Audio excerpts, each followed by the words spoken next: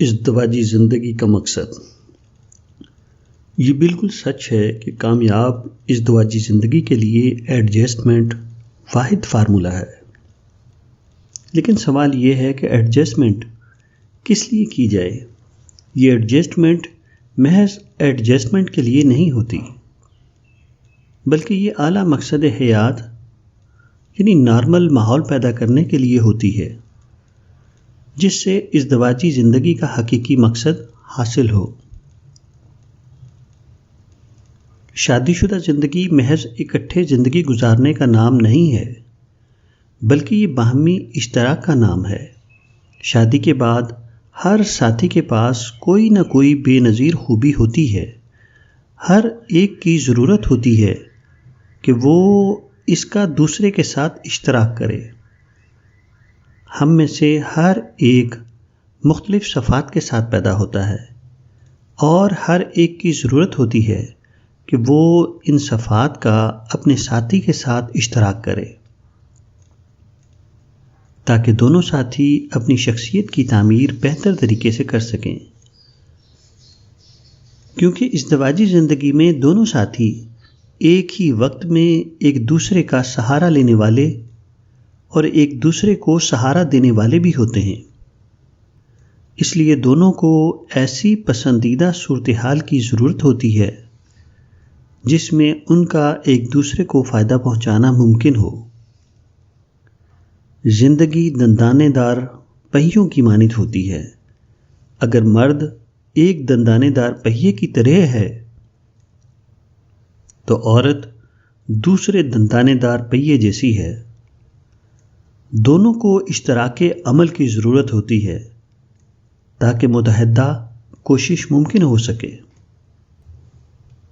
میں بہت سے ایسے شادی شدہ جوڑوں کو جانتا ہوں جنہوں نے اس حقیقت سے واقف ہونے کی وجہ سے ایک دوسرے کے ساتھ ایڈجسٹ ہونے کی کوشش کی، اور وہ اس سے بھی پوری طرح باخبر تھے کہ ان کا ایسا کرنا محض ایڈجسٹمنٹ کے لیے نہیں ہے، بلکہ باہمی اشتراک کے لیے تھا، لہٰذا ان کی شادی کامیاب ہوئی۔ یہ ازدواجی زندگی کا ایک بہت ہی اہم پہلو ہے جس کو میں عقل و دانش کا اشتراک کہتا ہوں۔ ہم ہر روز نئی سے نئی مشکلات کا سامنا کرتے ہیں، ہر دن ہمیں کچھ نہ کچھ نئے فیصلے کرنے پڑتے ہیں، ہر طلوع ہوتے سورج کی روشنی میں ہم خیالات کی نئی دنیا دریافت کرتے ہیں۔ یہ نت نئے مسائل ہم سب کے لیے اہم ہیں، اس لیے ہم میں سے ہر ایک کو دانش مند ساتھی کی ضرورت ہوتی ہے جس کے ساتھ ہم تبادلہ خیال کر سکیں، جس کے ساتھ باہمی امور پر گفت و شنید ہو سکے، اور جس کے ساتھ مل کر ہم بہتر راستے کو دریافت کرنے کی کوشش کر سکیں۔ اور میرے تجربے کے مطابق بہترین دانش مند ساتھی اپنے جیون ساتھی کے علاوہ اور کوئی ہو ہی نہیں سکتا۔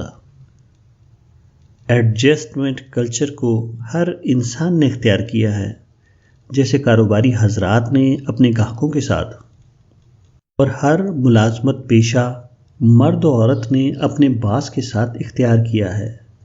اگرچہ اس مذکورہ ایڈجسٹمنٹ کا مقصد صرف روپیہ کمانا ہوتا ہے، پھر بھی میرے خیال میں یہ چیز اچھی ہے۔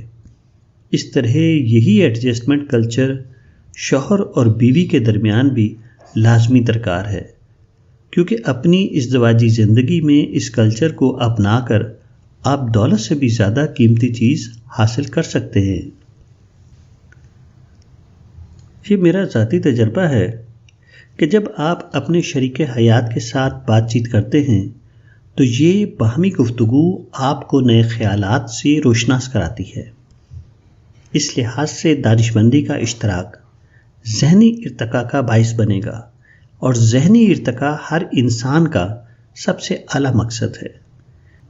انسان ایک استدلال پسند جانور ہے، لہٰذا جب آپ ازدواجی زندگی میں باہم ایڈجسٹمنٹ کی بات کریں گے تو دونوں میاں بیوی یہ سوال کر سکتے ہیں کہ ایڈجسٹمنٹ کیوں ضروری ہے۔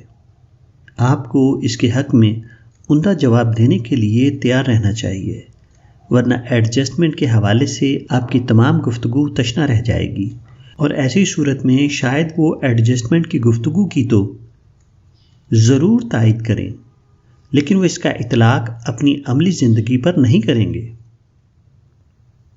میرا تجربہ علمی شعبے کا ہے۔ میں جانتا ہوں کہ ایک ممتاز عالم کی بنیاد علم ہے، لیکن صرف کتابوں کا مطالعہ اعلیٰ درجے کی تبحر علمی کا باعث نہیں ہو سکتا،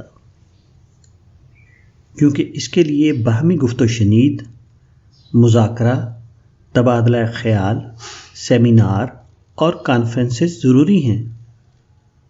تاہم آپ کا ازدواجی ساتھی ہر وقت تیار ایک انٹلیکچول پارٹنر ہے۔ وہ دن ہو یا رات ہر وقت دستیاب ہوتا ہے۔ گھریلو کانفرنس ایسی روایتی کانفرنس سے 1000 درجے بہتر ہوتی ہے جو آڈیٹوریم میں منعقد ہوتی ہیں۔ ازدواجی زندگی کے اس پہلو کو دریافت کریں تو آپ کو ایڈجسٹمنٹ کی ہر قیمت معمولی لگے گی۔